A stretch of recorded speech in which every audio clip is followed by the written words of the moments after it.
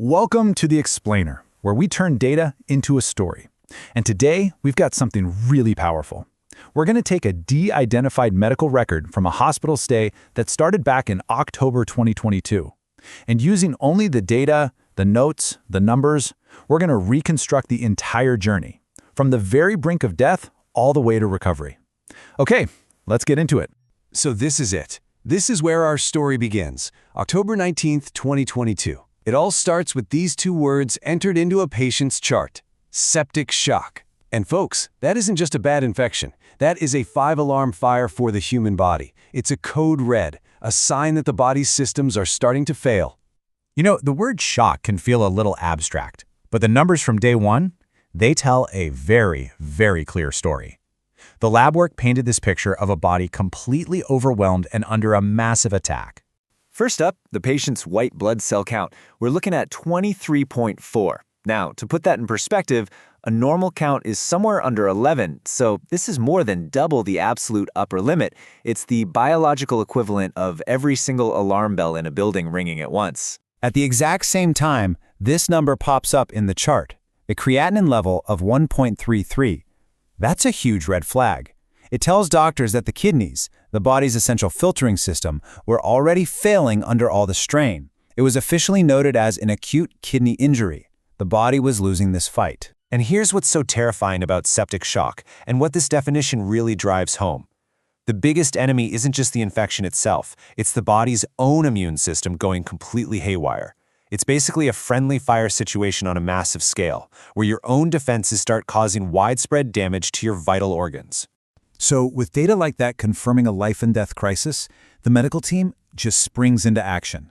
The next 48 hours become this absolute whirlwind of procedures, and they're all aimed at just one single thing: pulling the patient back from the edge. And you can see here, this wasn't just one problem, it was a cascade of crises.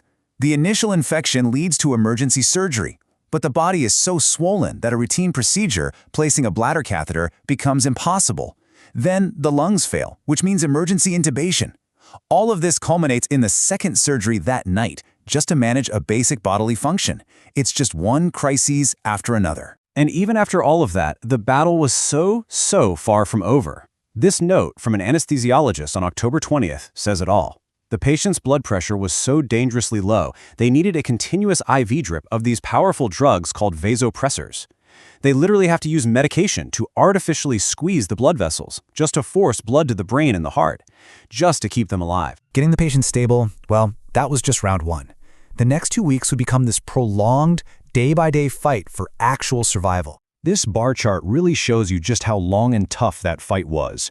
You see that initial spike at 23.4, but then look, 4 days into treatment, it's still way up at 15.5. And almost 2 weeks in, on November 2nd, it is barely budged. That infection was just incredibly stubborn.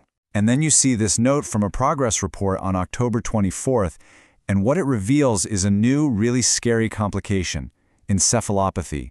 Basically, the severe illness was now causing brain dysfunction. The patient was so agitated that it was impossible to lower the heavy sedation, which in turn meant they couldn't come off the ventilator. They were stuck in this awful cycle of illness and sedation. For weeks, the data showed a body that was just under siege. But then, slowly at first, the numbers start to change. After this long, dark period of real uncertainty, the medical record finally starts to tell a brand new story, a story of recovery. And here is such a clear sign of that turning point. On November 3rd, the EKG on the left shows the heart is just beating chaotically. It's a condition called atrial fibrillation, a direct result of all the stress the body's under. And then, just 11 days later, you see the EKG on the right. It's stable, it's calm, a normal sinus rhythm. The heart had found its way back. This new stability had a huge physical impact. I mean, think about this. On November 2nd, the patient is completely dependent. It takes 4 people just to move them in bed. 3 days later, a massive milestone. They're sitting up on the edge of the bed with help. And then, by November 11th, they do something that seemed totally impossible just weeks before: walking 25 feet with a walker. We've been looking at labs and data, but this one quote documented by a physical therapist, this tells the human story. It's the moment the patient's own will to fight just breaks right through that fog of illness. This, for me, this is the emotional peak of the entire journey. Watch what I can do. So, With the patient now stable, walking, and totally engaged, the entire focus of the medical team shifts. The goal is no longer just day-to-day survival. Now it's about preparing for life after the ICU. This table really just bookends the entire crisis perfectly.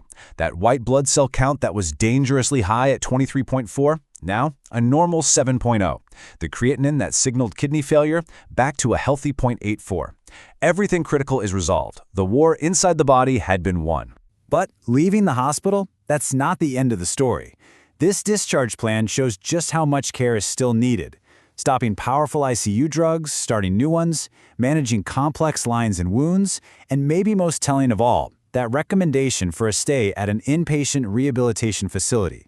The recovery was just entering a whole new phase. And so, on November 16th, the day finally came. After an ordeal that pushed the absolute limits of medicine and human endurance, the patient was discharged. In the end, it all comes down to this one number: 28. 28 days, 4 weeks of fighting, of setbacks, of small victories.